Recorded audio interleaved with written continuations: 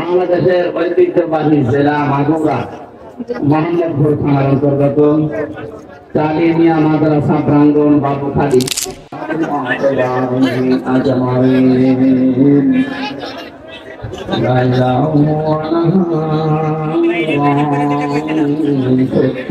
আমি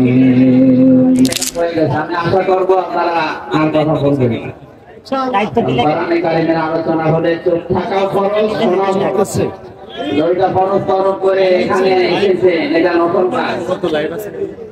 আফদাল হলে ইবাদতে তিলাওয়াতুল কোরআন, হাদিস অনুযায়ী যত নফল কাজ আছে সর্বোচ্চ নফল এইটা।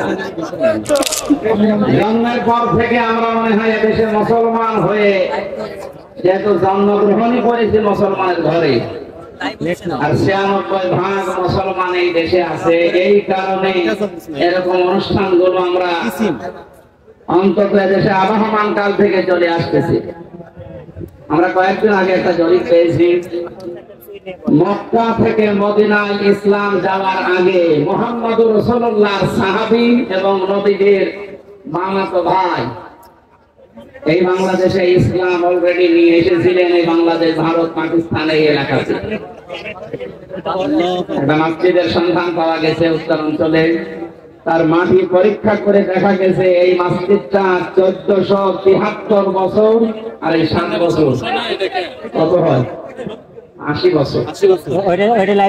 নবীর জন্মের যে হিসাবটা আছে যদি হিসাব করে দেখেন, যারা গবেষণা করছে তারা বলছে যে সময় এই মসজিদের এখানে প্রতিষ্ঠা, মেট্রিকা গবেষণাগারের রিপোর্ট অনুযায়ী বিশ্ব নবী ওই সময় দুনিয়ায় ৩ বছর বেঁচেছিলেন। তার মানে নবীজি এই পৃথিবীতে জীবিত থাকতেই এই দেশে ইসলাম চলে এসেছে। কথা বুঝতেছে? যেহেতু ইসলাম অনেক আগের শিকড় গেড়ে আছে এখানে, সেই হিসাবে বহুদিন থেকে কোরআনের আলোচনা ধারাবাহিক ভাবে এখানে চলতেছে, চলবে ইলা ইয়াউমিল কিয়ামা। এখন এটা যাওয়ার সময়, এখন কখন খাবো এটা? কি জিনিস? রংপুরের এলাকার মানুষকে আমরা একটু উল্টাপাল্টা না ডাকি।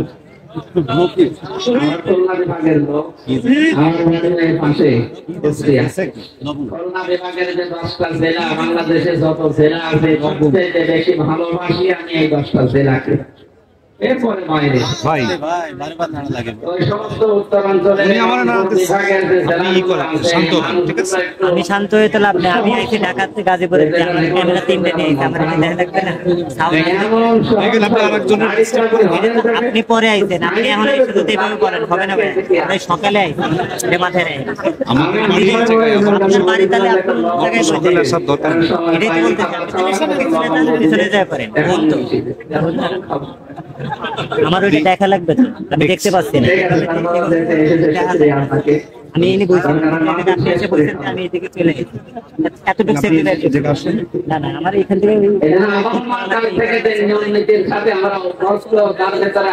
অনুষ্ঠানটা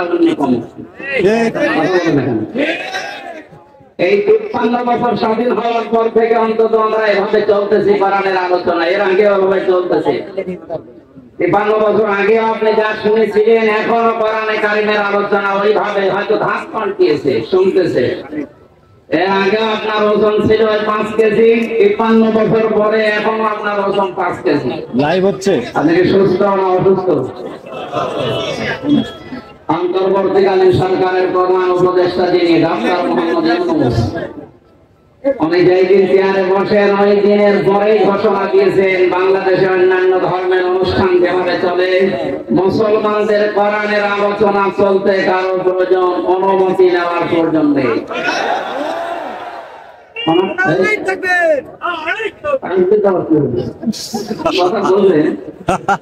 অনেক মতের সাথে আমার মতের মিল নেই, কিন্তু এই বিষয়টা এত ভালো লেগেছে, আল্লাহ এই কথার কারণে তার জীবনটা তুমি পরিচ্ছন্ন করে দাও।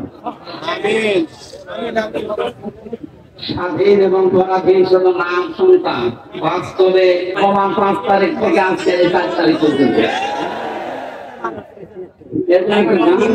দেখলাম কোথায় যে খাওয়া কাকু, কোথায় গরম গরম কথা। এরকম উল্টা পাল্টা ক্ষমতা গরম দেখে কোরআনের আলোচনাগুলো বন্ধ করে দিতে নির্দ্বিধায় ফতোয়া দেওয়া যায়। খুলে দাও ওইটাও খুলে দাও, আমারটাও খুলে দাও, দেখতে পারো।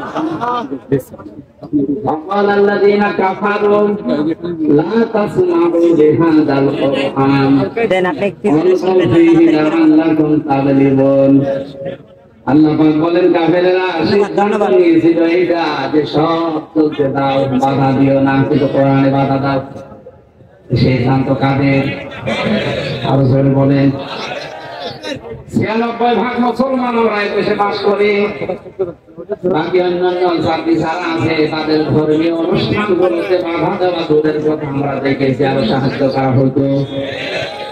মুসলমানদের ভেতরে যারা ইসলামকে ভিন্ন খাতে প্রবাহিত করার জন্য চেষ্টা চালিয়েছে বিভিন্ন নাম নিয়ে, তাদের অনুষ্ঠানগুলোতে কোনো বাধা আমি দেখিনি। বিশেষ করে পীর নামে, পীরতন্ত্রের নামে যে ইসলাম প্রচার করা হয়েছে এই দেশে, একটা বানানো ইসলাম, যেমন তাহিরি ভাই করেছিল, নজিবুল বশর মজভান্ডারি করেছিল, আবু সুফিয়ান আল কাদরি ভাই করেছিল। এই সমস্ত জায়গাতে আমি নিজে দেখেছি বাধা তো নেই। পাশে 5 কিলোমিটার দূরে তাফসীর মাহফিল, বাধা তো দিয়েছে, গ্রেফতারও করেছে। কোরআনের আয়াত অনুযায়ী বোঝা যাচ্ছে কোরআন যারা বাধা দেয় কোরআন প্রচারে প্রসারে কায়েমে, এরা কাফের। সিদ্ধান্তটা মুসলমানদের না, সিদ্ধান্ত কাফেরদের। কাদের বলেন তো? এখানে একটা মাসলা বলছে, কেউ যদি কাফেরকে কাফের মনে না করে সে কাফের। যেখানে আমি 3টা বছরের ভেতরে সবচাইতে বেশি এই কথাটা মাওলানা মামুনুল হকের কাছে শুনেছি। উনি মাঝে মাঝে বলতেন, হামজা যদি বাইরে যেতে পারি কোন কাফেরের জানাজায় যাব না, কবরেও যাব না। বলতাম ভাই আপনি এই বিষয়টা নিয়ে এত বেশি কথা বলেন, দেখো কোরআনে কারিমে আল্লাহ জানিয়েছেন ওয়ালা তুসাল্লি আলা আহাদিন মিনহুম মাতা বাদাউ ওয়ালা তাকুম আলা কবরি। ইলা আখিরি আয়াত। সূরা তাওবার 84 নম্বর আয়াতের প্রথম অংশে আছে আল্লাহ পাক বলেন, হে নবী এরা মারা গেলে এদের কবরের পাশে দাঁড়ানো দূরের কথা, এদের জানাজার নামাজ পড়া দূরের কথা, আপনি এর পাশ দিয়ে যাবেন না। যদিও তাকুম আলা কবরের ব্যাখ্যা 2টা পেয়েছি তাফসীরে। কাফেরের কবরের পাশ দিয়েও হেঁটে যাবেন না এবং কবরের পাশে দাঁড়াবেনও না, কারণ জায়গাটা গজবের। কিসের? কাফেরকে যেখানে মাটিতে রাখা হয় জায়গাটা গজবের হয়ে যায়। এর প্রমাণ আবু জাহেলের কবর। বদরের ময়দান দেখতে গিয়েছিলাম, যে আমার সাথে ছিল ওই দেশের আমার বলছে এই যে বিশাল কবরস্থান, এটা সাহাবীদের 14 জন সাহাবী শহীদ হয়েছিল, এখানে সবাই আছে। পাশে বিশাল খেজুর বাগান, এই পাশে একটা গর্তের মতো কুয়ার মতো দেখালো যে এই জায়গায় 14 জন কাফেরকে, 70 জন কাফেরকে এক জায়গায় মাটি দেওয়া। আমার মধ্যে হবে একটা শয়তানের কবর। শয়তান মানে আবু জাহেলের। পরে তারা আদর করে এভাবে মাটি দেয়, ওরে যুদ্ধ করে দিয়েছে। যে কথাগুলো আমাকে জানিয়েছে তার ভেতরে 2টা গুরুত্বপূর্ণ। 1 নম্বরে বলো হুজুর এখানে কিন্তু বহু পানি আসে, যে পাশে যে কুয়া, গ্যালন গ্যালন পানি উঠতেছে এখান থেকে। আশ্চর্যের বিষয়, এখানে পানি আসার পর কোন গাছ আজ পর্যন্ত জন্মায় না। পাশে দেখেন খেজুর বাগান, কি করুতা বাগান করেছে। ঠিক আপনার কি মনে হয় কি আল্লাহ আপেল খাওয়াচ্ছেন? হ্যাঁ, কবরে আগুন লাগিয়েছেন, এত হট এত গরম, এই জন্য ওখানে কিছু জন্মই নেয় না, জায়গাটা গজবের জায়গা হয়ে গেছে। কাবা শরীফ তাওয়াফ করার পরে উপর দিয়ে ঘুরছিলাম, হঠাৎ দেখে আমার পেটে ব্যথা করছে। এক পুলিশকে ডাক দিয়ে বললাম, ভাই এতক্ষণ তো ভালোই ছিলাম, এখন আমার পেটে ব্যথা করছে, কি করবো? আমার বলছে, হাজি হত্যা তাই না বেলা দোকান। ও হাজি দেশ কোথায়? যে তুমি বাংলাদেশ থেকে এসেছি। ওর ভাষা দিয়ে আমার বলছে, হাজি সাহেব আপনি জানেন না এটা কোন জায়গা? না তো। আবু সাহেবের বাড়ি। আপনি এখনো পায়খানা না করে দাঁড়িয়ে আছেন, তাই যান। সত্যি কথা বলছি, কাজ সেরে এসে দেখে আমার পেটের ব্যথা ভালো হয়ে গেছে। আল্লাহ আমাকে জানাতে চেয়েছে, হামজা ওই সময় 4.5 লাখ করে টাকা লাগতো, এত টাকা খরচ করেছে এই দেশ থেকে আসলে এখানে, আরে শয়তানের মুখে পায়খানা না করে চলে যাবা। এত ঘৃণিত, এত নিকৃষ্ট, এত অপমানজনক জায়গা, এই জায়গাকে আল্লাহ তুলনা দিয়েছে ইন্টারন্যাশনাল পায়খানা। এখন এ কথা বলে না কেন? 3টা কারণ পেয়েছে। 1 নম্বরে আবু জাহেল ছিল জুলুমকারী, জালেম।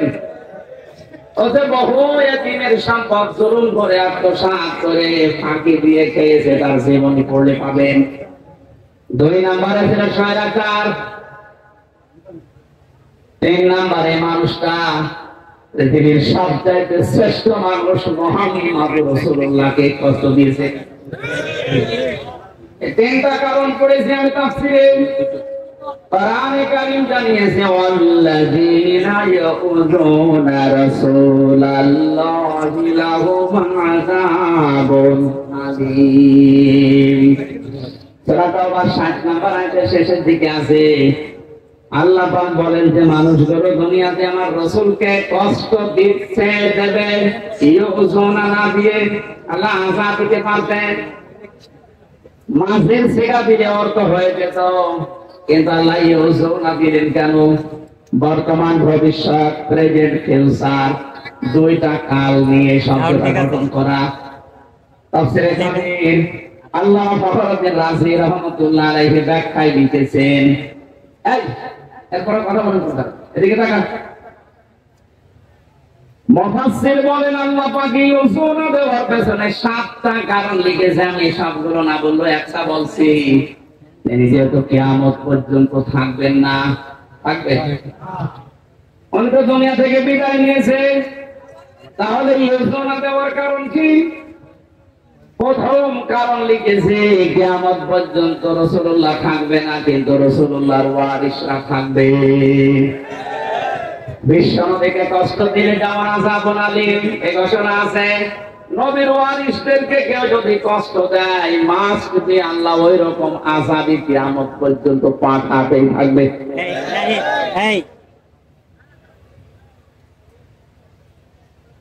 তো ওইটাই বোঝা যাচ্ছে। দুনিয়াতে নেই, বিশ্ব নবীর ওয়ারিস সত্যিকারের আলেম যারা, আলেম হলেই হবে না, আলেম তো বহু আছে, আমরা দেখতে পাচ্ছি। ফরিদউদ্দিন মাসুদ আলেম, মুফতি ফয়জুল্লাহ তো আলেম, বাইতুল মুকাররমের সাবেক খতিব যেটা পালিয়েছে, এদের পাশের জেলায় বাড়ি, ওইটাও তো আলেম। একটা রাষ্ট্র কত নিচে নামলে, কত দুর্নীতিগ্রস্ত হয়ে গেলে জাতীয় মসজিদের খতিব পর্যন্ত পালিয়ে যায়, বলেন তো? জাতীয় মসজিদের খতিব পর্যন্ত যদি পালিয়ে যায়, এ দেশে আর বাকি থাকার কথা?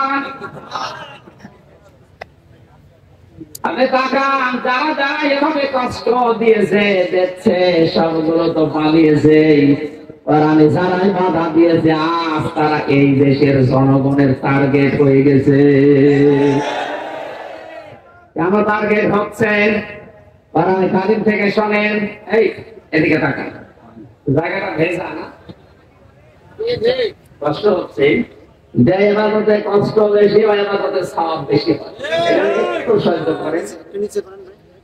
সূরা আলে ইমরান 4 নম্বর পারা 12 নম্বর পৃষ্ঠার 9 নম্বর 7 নম্বর লাইনের 178 নম্বর আয়াতে রব্বুল আলামিন বলেন, ওয়ালা يحسبن الذين كفروا أنما نملي لهم خير لأنفسهم إنما نملي لهم ليزدادوا إثما ولهم عذاب مهين। আমি আয়াতটা পড়লাম, তাফসীরের সাথে মিলালাম, দেখলাম না বাস্তবতায় খাপের খাপ, মনটাজের মাপ মিলে যাচ্ছে। আল্লাহ পাক বলেন, হে নবী, কাফেরেরা ধারণা করে তাদের যে ক্ষমতা, তাদের যে অর্থ সম্পদ, বৈভব দেওয়া হয়েছে, এগুলো মনে হয় তাদেরকে কল্যাণের জন্য ভালোবেসে আল্লাহ দিয়েছে। আপনি কখনো এটা মনে করবেন না কাফেরদেরকে আমি যা দিয়েছি একটা মঙ্গলের জন্য না, এই ক্ষমতার চেয়ারে বসে এদেরকে দিয়ে জুলুম করায়, অত্যাচার করায়, এই কারণে কারণ ওদের পাপের বোঝা পরিপূর্ণ হয়ে যায়। এদেশের জালেমদের অবস্থার দিকে তাকান তো, পাপের বোঝা পরিপূর্ণ হওয়ার পরে আল্লাহ কিন্তু হয়েছে। এই 15-16 বছর বহু মহারথী চেষ্টা করেছিলেন জালেমদের বিপক্ষে, এক চুল নড়াতে পারে নাই। আপনি কি মনে করছেন বেরিয়ার হত্যায় কারো কোনো হাত ছিল না? সব এখন বের হচ্ছে। এখন তিনি স্বরাষ্ট্র মন্ত্রণালয়ের দায়িত্বে আছে, আজকে ঘোষণা দিয়েছে সব আমি বের করবো। এটা তার ফেরেশতা এসে ঘটায়নি। আমি 3 বছর জেলে থাকা অবস্থায় বহু মিডিয়াকে পেয়েছি। এই মানুষগুলোর কথা শুনলে যত কঠিন হৃদয়ের মানুষও মন নরম হয়ে যাবে, অথচ জালেমদের মন নরম হয়নি। পঞ্চগড়ের এক মুরব্বীকে পেয়েছিলাম, উনি আমার মাঝে মাঝে বলতেন, হুজুর আমার আর 1 মাস পরে আমার চাকরি শেষ হয়ে যেত, কিন্তু বিনা কারণে এই যা 14 বছর আমি আটক অবস্থায় আছি। আপনি এই লোকটা কিয়ামতে যদি বিচার দেয়, আপনি কি জবাব দেবেন? অন্য কোনো আমি দিলাম একটা দুইটা না, আমি প্রায় 12টা বিষয় সামনে আনতে পেরেছি। সর্বশেষ 2024-এর হাজারের উপরে গণহত্যা, যখন পরিপূর্ণ হয়ে গেছে, আল্লাহ বলেন ইন্না বাদশা রব্বিকা লাশাদীদ। আপনার রবের ধরা বড় শক্ত ধরা। আমি এমনিতেই কাউকে কিছু বলি না, কিন্তু যারে ধরি ওরে আর ছাড়ি না। ধরা ধরেছে, আপনি দেখলেন দরবেশ পর্যন্ত দাঁড়িয়ে দিয়েছে। গত পরশুদিন আমার যত মামলা ছিল সব খারিজ করে দিয়েছেন, আলহামদুলিল্লাহ। আদালত থেকে বের হচ্ছিলাম, দেখলাম হাজি সেলিম, এর নামে হাজি লাগালে কোনো হবে হাজি সেলিম হাউমাউ করে ইজলাসে কাঁদতেছে। ওর যে অপকর্মের ফিস্তি এই 16 বছরে শয়তান ওই হাতে অপরাধ করে নেই।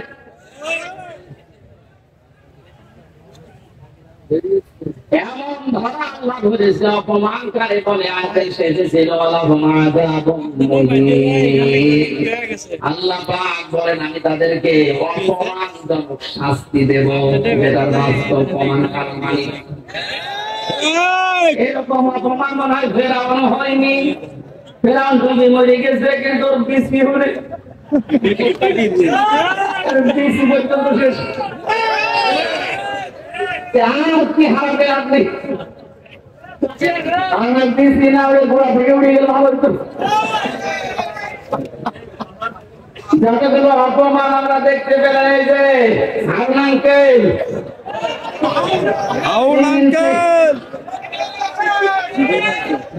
একটা অপমান হওয়ার পেছনে আমি যতটুকু দেখেছি, আমার সাথে ওই ছোট হুজুরটা ছিল প্রথমে 2 মাস, মাদানি করেছিলাম। মাদানি আমাদের বলছিল হামজা ভাই ভাই বলে এই জন্য, কারণ ওর বয়স আমার বয়স দেখতে ছোট কিন্তু বয়স আছে। এখন তোর বয়স 30 আর আমার 32। আমাদের বলছে হামজা ভাই আমার রিমান্ডের নামে নিয়ে গেল আমার হাতে ছিলেন রাত 12:30-1টার দিকে, 2 পাশে ব্লক করে ওরা উলঙ্গ করেছে আমার এক টুকরা কাপড় আমার শরীরে নেই, হাফ প্যান্ট ছিল ওইটা করে দিয়েছে। আমার হাতে একটা সিগারেট ধরিয়ে দিয়েছে।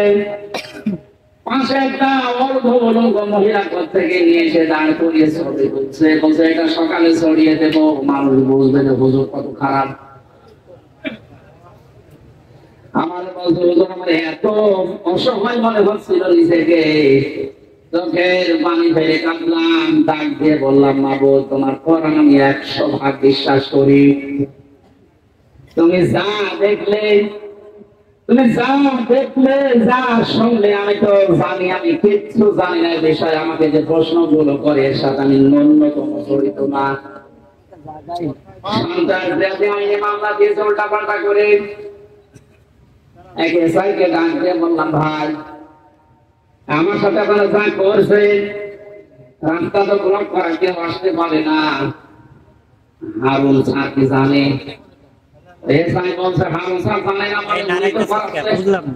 সামনে এগিয়ে ভাই, আরো সামনে এগিয়ে।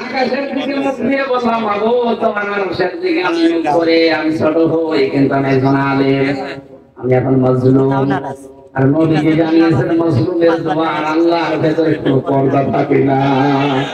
আমার ভর দিয়ে সাপোর্ট দিয়ে সে আল্লাহ নবীর দল থেকে খারিজ হয়ে কাফের হয়ে যায়। কত বড় ভয়ঙ্কর কথা তিরমিজির হাদিস। কেউ যদি জালেমকে সাহায্য করে, সহযোগিতা করে, কথা দিয়ে, সাপোর্ট দিয়ে, যেভাবেই হোক যদি জালেমকে কেউ সহযোগিতা করে, নবীজি জানিয়েছেন সে আমার উম্মত থাকে না। ও বাংলার মুসলমানেরা, নবীর উম্মতের বাইরে যারা তারা কি? আরো জোরে ভালো লাগবে না?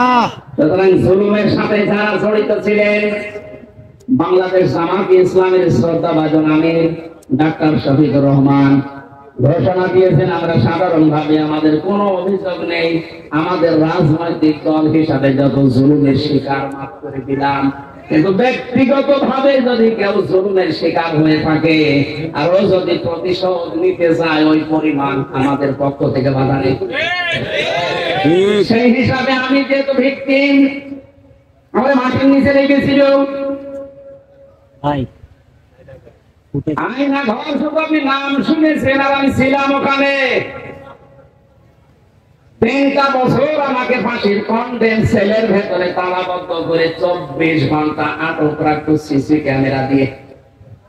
কেউ যেন আমার সাথে কথাও না বলে, দেখাও না করে। এমনকি কারারক্ষী দু একটা একটু ভালো ছিল, সবাই তারা এখন না। 2-1 এসে যদি একটু সালাম দিত, ওই যে বন্ধ থেকে ক্যামেরা লাগানো নাকি ছাড়তে ফেলাইতে হতো, চাকরি পর্যন্ত চলে যাবে, এইরকম সিস্টেম করেছিল। এত কড়া করে আপনি কেন করলেন?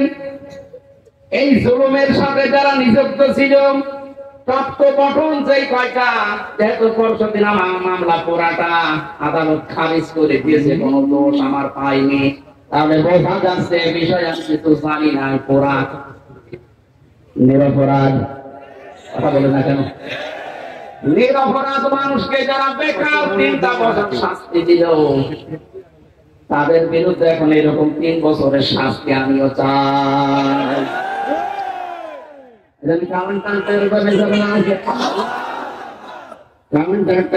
যারা আছে যেমন আসাদুজ্জামান, ডিসি মামলান, বাকিগুলোর নাম আমি নিলাম না কারণ ওরা অত নিচে নামে নাই। আর একজন নেমেছিল আমার মামলার আয়ু জান, আমি কল দিয়েছিলাম যে মামলা তো সব শেষ হয়ে গেল, খারিজ করে দিয়েছে আদালত। বিচারপতি ওটা দেখে বলছে কি দিয়ে বিচার করবো, কোনো মাল ম্যাটারেস নেই, যা সব বাদ। ওনারে বললাম এতদিন পর্যন্ত ওনারে স্যার বলতাম, এখন দেখে আমার মোবাইল পেলে আমার উপর স্যার বলছে। হাওয়াম করে কান্নাকাটি বলে কি করা লাগবে? হুজুর বলেন আমার কোনো দোষ নেই। দোষ নেই আমাকে ধরার পরে আমার বাবার কাছ থেকে 10 লাখ টাকা খেয়েছিস, ওই টাকা ফেরত দিচ্ছি। সবচাইতে বড় বিষয়, যেহেতু আদালতের মাধ্যমে আমি নির্দোষ প্রমাণ হয়েছে, আমার কোনো দোষ নেই। 3টা বছর আমার জীবন থেকে যারা নষ্ট করেছেন, এর সাথে যারাই জড়িত ছিলেন তাদেরও জীবন থেকে আমি 3 বছর নষ্ট করতে চাই। এইটাই নাই বিচার। এটা যদি আপনি না করেন, আগামীতে যারা আসবেন এরকম হাজারো হামজার নামে ওরা কারণে অকারণে মিথ্যা সত্য মিলিয়ে মামলা দিয়ে বছরের পর বছর আটক করে রাখবে। এই জন্য যে মানুষগুলো 5 বছর 7 বছর 10 বছর জেলে থাকার পরে কোনো দোষ পায় না, শেষে খালাস দিয়ে দেয়, এর সাথে যারা জড়িত মামলার আয়ু থেকে শুরু করে উপর পর্যন্ত প্রত্যেকের বিচারের আওতায় আনা লাগবে। কোন কারণে কিছুই পেলি না, ওর 10টা বছর নষ্ট করলি, তুই বড় জালেম। জালেমের কথা এই কারণে বলছি, এই কারণে শব্দটা শুনতে যত সহজ মনে হচ্ছে, বিষয়টা অত সহজ না। জালেম আল্লাহর কাছে এত ঘৃণিত, এত নিন্দিত, এত খারাপ, আল্লাহ নিজে বলেন আমি জালেমের বিরুদ্ধে নিজে বাদী হয়ে মামলা দেব। সূরা সূরা 42 নম্বর আয়াত 25 নম্বর পারার 6 নম্বর পৃষ্ঠা 13 নম্বর লাইনে আছে, ইন্নামাস সাবিলু আলাল্লাযিনা ইয়াযলিমুনান নাস।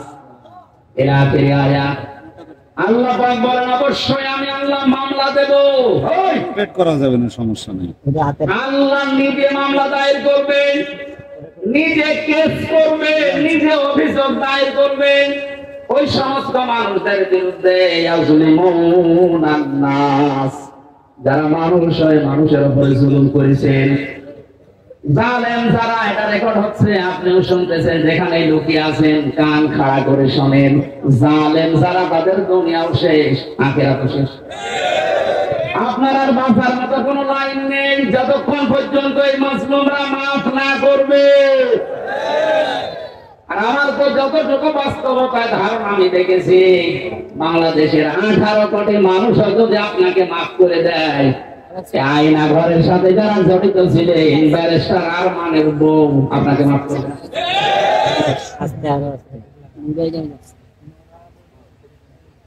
কি অসহায় মনে হতো নিজেকে, মাটির নিচে একদিকে, পেছনে হাত বাঁধা, কালো কাপড় দিয়ে চোখ বাঁধা, ডান্ডা বেড়ি দেওয়া পায়ে, মাথায় দড়ি দিয়ে 11 বারবার। তাহলে যেটা অপরাধ করতাম মেনে নিতে পারতাম, কিচ্ছু জানি না ওই বিষয়ে।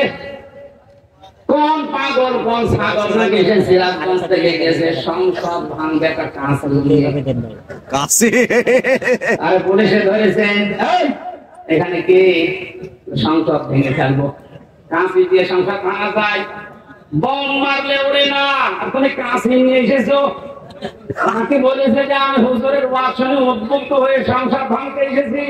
হুজুর আমি আমি বারবার বলার চেষ্টা করেছি আমার চিঠি করে ম্যাজিস্ট্রেটের কাছে, স্যার আমার ওয়াজ আপনার মোবাইলও আছে, আপনি দেখেন তো আমি কোন ওয়াজ করলাম যে আমার ওয়াজ শুনে উদ্বুদ্ধ হয়ে সংসদ ভাঙতে গেল। আমার হাত বাঁধা, কিছু করার নেই। বিচার ব্যবস্থা কোথায় নামিয়েছেন আপনি? এই ব্যবস্থার কারণে হাজার হাজার মানুষের জীবন নষ্ট করেছেন, দুনিয়া থেকে পর্যন্ত বিদায় করে দিয়েছেন। হাজী সেলিমের যে তালসাল সেল কোরআন ঢাকায়, ওখানে নাকি মাটির নিচে যেখানে অত্যাচার করতো ওখানে অনেক হাড় গোড় পাওয়া যাচ্ছে, তার মানে অনেক মানুষের মৃতদেহ আছে। শয়তান কালকে দেখলাম কাঁদতেছে, আমি কিছু জানি না মানে ওরা ডিম দেওয়া দরকার। জালেমদের কোন ছাড় নেই, যারা এই জালেমদের সহযোগী ছিল একটাকেও যেন ক্ষমা করা না হয়। 1628 জন মানুষ দায়িত্বে ছিল, মেন জালেম যে তার পক্ষে ছিল 1628 জন চেয়ারধারী লোক, এদের একটারও বিচার না করে ছাড় দেওয়া যাবে। যদি ছাড় দিয়ে দেন আগামীতে কিন্তু এই জুলুম আবার আসবে। এই জন্য বাংলাদেশ জামায়াতে ইসলামের যিনি শ্রদ্ধাভাজন আমির ডাক্তার শফিকুর রহমান একটা ঘোষণা দিয়েছে, আমরা এক জালেমের কাছ থেকে মুক্ত হয়ে আর কোন জালেমকে দেখতে চাই না। এই কথাটা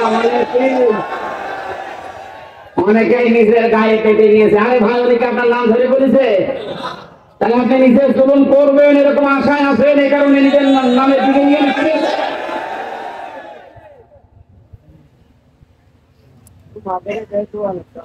জীবিত বলি দেখেননি, জীবনে মরা বলি দেখেছে। বিভিন্ন গাছতলায় আস্তানায় শুয়ে আছে মরা অলিয়া মনে করে। জীবিত অলির দিকেও বাংলাদেশে দেখতে চান, কোন দরবারে যাওয়ার দরকার নেই। ডাক্তার শফিকুর রহমানের দিকে তাকাবেন, ওটা টাটকা জিন্দা অলি। আমি নিজে সাক্ষী দিচ্ছি, তার যে ইবাদতের মাত্রা, তার যে ইখলাস, দ্বীনের জন্য যে কোরবানি এবং আল্লাহর প্রতি তার যে তাওয়াক্কুল কোন পর্যায়ের আপনার মাথায় ধরবে না। আমি 4 দিন তার সাথে ছিলাম, দেখেছি আল্লাহ মানুষকে এরকম ধৈর্য দেয়। তার ছেলেটা ওই সময় জেলখানায়, তার বউ অসুস্থ, তার দলের লোক হাজার হাজার লক্ষ লক্ষ পালিয়ে বেড়াচ্ছে, অধিকাংশ জেলখানায়। সব কিছু তাদের শেষ 15 বছরে, অথচ লোকটার ভেতরে কোনো টেনশন, কোনো চিন্তা, কোনো চাপ নেই। এত কষ্ট করে জেলখানায় থেকে হাজিরা দিয়ে যখন আদালত থেকে আসতো, বলতাম স্যার ঘুমিয়ে নেই, 12-13 ঘন্টা 15 ঘন্টা পর্যন্ত এত কষ্ট করে এসে কিছুক্ষণ তেলাওয়াত, কিছুক্ষণ জিকির, কিছুক্ষণ দরুদ শরীফ পড়ে কয়েক ঘন্টা ঘুমিয়ে এরপরে দেখতাম তাহাজ্জুদের নামাজে যতটুকু পারে পড়ে, এরপরে উনি যে সেজদায় পড়ে যেত 30 মিনিট, 40 মিনিট, 50 মিনিট, 1 ঘন্টা, 1.5 ঘন্টা একটা সেজদায় কাঁপতে কাঁপতে মুরব্বী মানুষ, চোখের ভুরু পর্যন্ত ফাঁকা, দাড়ি পাকা, ভিড়ে ভিড়ে পানি পড়ছে সেজদায়। আপনি ওলি দেখতে চান, অধিকাংশ কোন ফজরের নামাজ পড়ে না। আর এই লোকটা তাওয়াক্কুল আর কষ্ট শিকার দেখেছেন কোন পর্যায়ে। একদিন বলেছিলাম যে স্যার এখানে দুষ্ট কিছু মানুষ আছে, তারা মোবাইল নিয়ে এসে তাই চুরি করি। এটা রেকর্ড হচ্ছে, তো এই জন্য গোপন কথা বলা যাচ্ছে না। বলেন ভেতরে আবার ঝামেলা পেয়ে সমস্যা নাই, বলেন। ওখানে সব ধরনের সিস্টেম করে মানুষ, কি করবে এখন অসহায় তারা। বললাম যে আপনারা আমি ওইভাবে একটা ছোট মোবাইল নিয়ে এসেছে, একটু বাড়িতে খোঁজ নেন। আমার বলছে হামজা কার খোঁজ নেব, কেন আপনার ছেলে, আপনার বউ অসুস্থ, আপনার দলের লোক সব পালিয়ে বেড়াচ্ছে। আমার যে কথা শুনিয়েছে আমার জীবন ভরে গেছে। আমার বলছে হামজা ধরা পড়ার সময় আমি নিজেই প্রস্তুতি নিয়েছিলাম, 24 ঘন্টায় আমি প্রস্তুতি নিয়ে থাকি কখন আমার ধরে নিয়ে যাবে। ঘরে যখন নিয়ে এসেছেন, আসার সময় আমি সব আমার আল্লাহর কুদরতি হাতে দিয়ে এসেছি। এই কঠিন পরিস্থিতিতে এই কথা মুখ দিয়ে বের হওয়া অত সহজ না, আপনি যত সহজ ভাবতেছেন। কোরআনে কারীম জানিয়েছে ইন্নাল্লাযীনা ক্বালু রাব্বুনাল্লাহ সুম্মা ইসতাকামু তাতানাজ্জালু আলাইহিমুল মালাইকা আল্লা তাখাফু ওয়া লা তাহজানু। আল্লাহ পাক বলেন যারা এই কথা বলতে পারে আমার রব আল্লাহ, আর কথা বলার পরে সিঁড়িয়ে ছটিয়ে পড়ে না, টিকে থাকে, ইস্তেকামাত পয়দা করে দাঁড়িয়ে থাকে কথার উপরে, আল্লাহ তাদের পুরস্কার হিসাবে বিপদে আপদে ফেরেশতা নাযিল করে হলেও সাহায্য করে। ফেরেশতারা এসে কি বলে, আল্লাহ তাখাফু ওয়া লা তাহজানু, কোনো ভয় নেই, কোনো টেনশন নেই। এটা কিসের ভয়, কিসের টেনশন? এই কঠিন বিপদে পড়ার কারণে হয়তো মানুষের মনের ভেতরে ধারণা আসতে পারে, এই ভয় তৈরি হতে পারে যে আমার ছেলেটা জেলখানায় বিনা কারণে, আমার স্ত্রী ওদিকে হাসপাতালের বেডে মৃত্যুর সাথে লড়ছে, আমার দলের হাজার সহকর্মী তারা পালিয়ে বেড়াচ্ছে, জেলখানায় তারা ভর্তি, কি হবে এদের? আল্লাহ বলেন ফেরেশতাকে দিয়ে আমি যেন ওর কানের কাছে মুখ নিয়ে বলাই, বল কোনো ভয় নেই, কোনো চিন্তা নেই, সবগুলো আল্লাহ দেখবে। বাস্তবে আয়াতটা ওনার সাথে 100 ভাগ মিলাতে পেরেছি, অথচ কোন আলেমকে পর্যন্ত দেখেছি হাও মাও করে কাঁদতো বাইরের পরিবেশের কথা চিন্তা করে। উনিও মানুষ, কান্নাকাটি তো বাইরের পরিবেশের জন্য দূরের কথা, চিন্তার কোন ছাপও এই চেহারার ভেতরে আমি পাইনি। কোরআনের সাথে যে লোকটার জীবন মিলে যায়, হাদিসের পাতার সাথে যার জীবন মিলে যায়, সে ওলি। এখানে জানলেন যারা তাদের দুনিয়া শেষ, আখিরাতে তো আপনি আল্লাহর মামলার আসামি হয়ে বসে আছেন। যিনি বিচার করবেন, যিনি রায় দেবেন, তিনি যদি মামলার বাদী হয়, কে দাঁড়াবে আপনার পক্ষে? এটা আপনার আখিরাত শেষ, দুনিয়া শেষ কেন বলছে? কারণ জালেমদের বিরুদ্ধে যখন মুসলিম কিছু বলে ওটা সঙ্গে সঙ্গে আল্লাহর কাছে পৌঁছে যায়, কোনো পর্দা থাকে না। আজানেকে সুর তুলছে যে জালেমরা যা করেছে মাফ করে দেন না, জালেমদের মাফ করলো আল্লাহ মাফ করবে না। আল্লাহু লা ইয়াহদিল কওমাজ জালিমিন, বহু জায়গায় আল্লাহ জানিয়েছেন ইয়াহদি, এটা মোজারে। যারা গ্রামার মধ্যে জিজ্ঞাসা করেন বর্তমান ভবিষ্যৎ প্রেজেন্ট ফিউচার, আল্লাহ বলেন জালেমদেরকে আমি পথ দেখাই না, হেদায়েত দেই না, দেব না। আল্লাহ বলছেন আমি দিচ্ছি না, দেব না, আমি লাভের করবো কি? এই জন্য জালেম যারা সব যখন শেষ করেই ফেলেছেন, গর্তের ভেতরে লোকেও আপনি ছাড় পাবেন না, কারণ আপনাকে আল্লাহ অপমান করবে। এদেশে যারা বাধা দিয়েছিলেন তারা কয় আজকে আসেন তো বাধা দিতেন, আসেন আজকে আসেন, আপনাকে আমি ওয়েলকাম জানাচ্ছি। কোথায় লোকে আছে সে করলা সুপর, এদিকে আসেন, আজকে মাইক কেড়ে নেন তো, দেখি কোন মায়ের দুধ খেয়েছেন, আপনি আসেন। আমি গ্যারেন্টি দিচ্ছি বাংলাদেশে সামনের দিন আসতেছে, কোরআনের দিন, সামনের দিন আসতেছে, হাদিসের দিন। আগস্ট মাসের 5 তারিখের আগে জরিপ ছিল আমার কাছে, এদেশের 100 জনের মাত্র 15 থেকে 16 জন মানুষ চাইতো যে কোরআন দিয়ে ইসলাম দিয়ে এই বাংলাদেশটা চলুক। 100 জনের সর্বোচ্চ 15 থেকে 16 জন।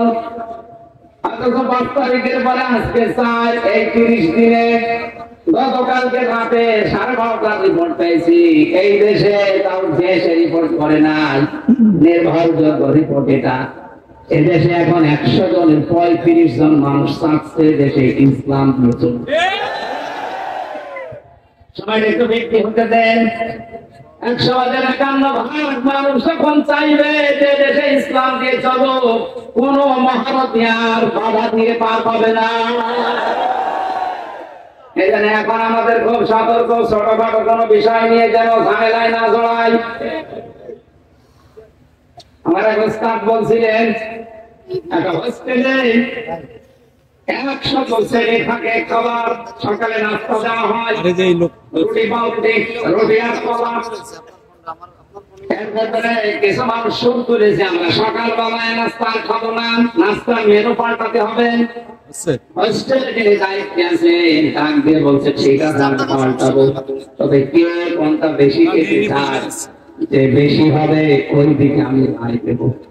ভোটের সিস্টেম করেছে, রায় যখন এসেছে 20 জন চাই, ওই আগে চাই কলা পাউরুটি, 18 জন চাই খিচুড়ি, 15 জন চাই রোল। এভাবে ভাগ করতে করতে দেখা গেল 20-এর সংখ্যা আগে যা ছিল। এবার আপনি বলেন তো 20 বাদ দিলে 100-র ভেতরে থাকে কত? আরো জোরে 80 জন যদি সব একমত হতো, নাস্তার মেনু পাল্টানো সহজ ছিল না কঠিন ছিল? বাস্তবটা এখন আমাদের সামনে। এদেশে নাস্তিক, মোরতাদ, রামবাম, এই ইনু নুনু, এ মেনন আর কালামানিক বেশি না। এরা যা চাচ্ছে এরা খুব মিলে হলেও 20 জন হবে, আর আমরা যারা টুপি হলো আমরা 80 জনের উপরে। ওই 15 জন, 18 জন, 16 জন গুলো না করে আমরা যদি সব এক হতে পারি, নাস্তার মেনু এতদিন যা চলছে এটা পাল্টানো সম্ভব। 53 বছরে বাবা চালিয়েছে, আমরা দেখেছি, আমি দেখি না, মুরব্বীরা দেখেছে, কারণ আমার তো 32।